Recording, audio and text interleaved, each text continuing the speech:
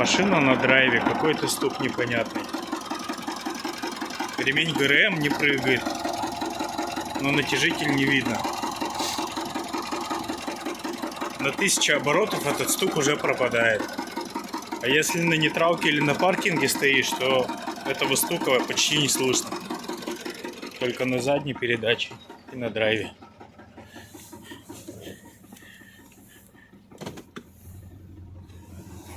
Сейчас на паркинге.